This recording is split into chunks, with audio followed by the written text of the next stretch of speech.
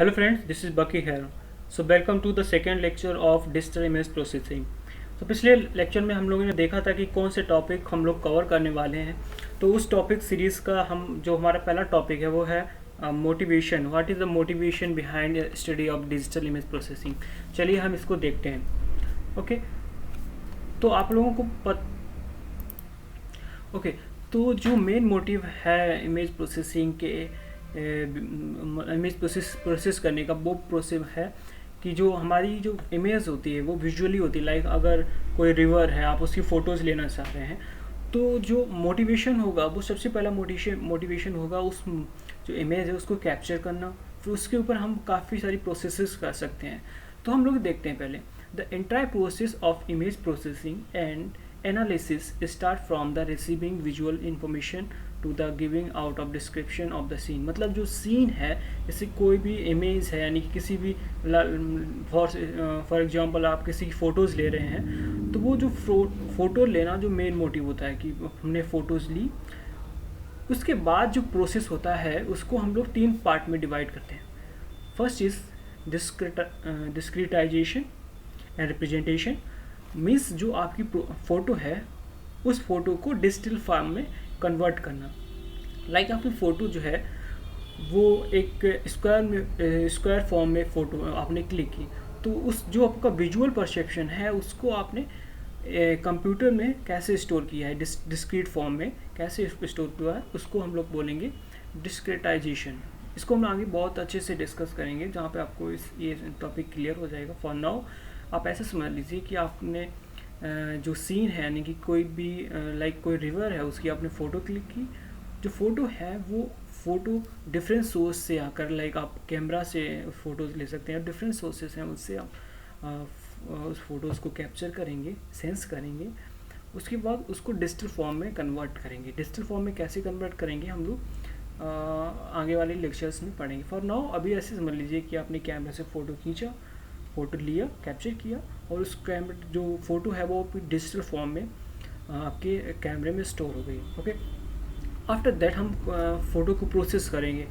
Photo process means कि हम different type of operation करेंगे। लाइक अगर इस समय आप लोग फ़ोटोज़ लेते हैं, फिर बहुत सारे ऐप्स आते हैं जिससे अपनी फ़ोटो को और भी मॉडिफाई कर सकते हैं, उसको क्रॉप कर सकते हैं, उसको और भी सुंदर बना सकते हैं, ब्राइटनेस बढ़ा सकते हैं, कॉन्ट्रास्ट बढ़ा सकते हैं। तो ये बहुत सारी प्रोसेस हैं जो हम लोग उस प्रोसेस करेंगे उसके बाद। ठीक है, इसके बाद एनालिसिस करेंगे। दूसरा एग्जांपल ये है कि आप जैसे हम फिंगरप्रिंटिंग का एग्जांपल लेंगे।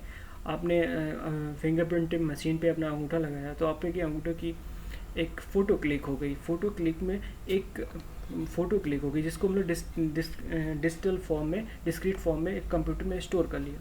उसके बाद प्रोसेस हुआ, यानी कि जो आपका जो आपके इम्प्रेशन है, थम्स के इम्प्रेशन है, उसको कंप्यूटर ने स्टोर किया। फिर उसको एनालिसिस किया कि जो आपने थम एक्सप्रेशन उसमें लगाया दोबारा, तो वो उससे मैच कर रहा है कि नहीं कर रहा है। तो इसको हम लोग बोलेंगे एनालिसिस करना। तो this is the motivation behind perception. इसको हम एक इमेज से और क्लियरली समझते हैं। ओके, तो इस इमेज से आपको ये सारी चीज़ें क्लियर हो जाएंगी। ये आपकी सीन है। ओके, ये सीन है, मतलब ये कोई भी सीन ले लीजिए, लाइक कोई भी रिवर का सीन है, हम लोग रिवर का ही एग्जांपल ले रहे हैं। उसके बाद आपने इमेज को सेंस किया, लाइक आपने उस फोटो को कैप्चर किया। ठीक है, कैप्चर करने की बहुत सारे मेथड्स मतलब सोर्स हैं, लाइक कैमरा। तो आपने उस फोटो के कैप्चर किया, कैप्चर करने के बाद वो फॉर्म डिजिटलाइजेशन हो गया, मतलब वो डिजिटल फॉर्म में इमेज स्टोर हो गई। इसके बाद जो डिजिटल इमेज है उसको हम लोग क्या कर सकते हैं, इसको कंप्रेस कर सकते हैं। लाइक आपकी इमेज 2 MB की है, उसको कंप्रेस करिए, 500 KB की बनाइए, और फिर मास स्टोर। आप उसको मास स्टोर मतलब होता है कि जो डाटाबेस है आप उसमें स्टोर कर दीजिए। स्टोर करने के बाद आप इसको ट्रांसमिट भी कर सकते हैं। ठीक है, तो कंप्रेस करने का मेन मोटिव होता है उस इमेज का साइज़ कम कर देना, जिससे कि हम उसको नेटवर्क पे सेंड कर सकें आसानी से। अगर कम डाटा होगा तो ईजिली कम टाइम में वो नेटवर्क में सेंड हो जाएगी। और दूसरा है कि हम उसको ईजिली प्रोसेस कर सकते हैं। नेक्स्ट है कि हम लोग क्या कर सकते हैं। So next we can enhance our image. Enhancing means like if you capture an image which is not much brighter than you want. So you can increase the brightness of the image, so that what information you want to get, that clearly come out from the image. So this is the fourth process of enhancement. Enhancement means to enhance your, to improve your image such that what information you want to get from the image, that is clearly known to you. So this is the enhancements. So after enhancements you got improved image. Okay, like you do not have the much brightness in your image, so you can increase the brightness of the image so that it will the object will clearly shown to you. So this is the improved image.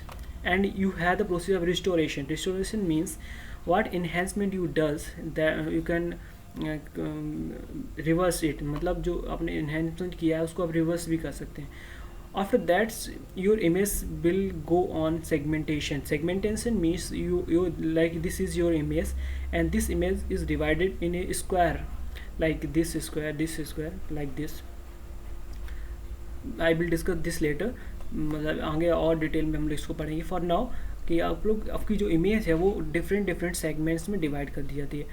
तो हम लोग क्या करेंगे, एक एक segments में information को observe करेंगे. लाइक ये यहाँ पर एक सेगमेंट बनाई है लाइक दिस, तो यहाँ पर क्या इन्फॉर्मेशन है इसको हम लोग इम्प्रूव करेंगे. लाइक अगर यहाँ पर ब्लैक है तो यानी कि यहाँ पर जो डाटा जो पिक्सल है वो ग्रे है, तो फिर हम लोग क्या करेंगे, फीचर एक्सट्रैक्शन, मतलब हम लोग एक सेगमेंट को लेंगे और उसकी स्टडी करेंगे, उसमें फीचर एक्सट्रैक्ट करेंगे कि ये वाइट है कि ग्रे है, लाइक दैट.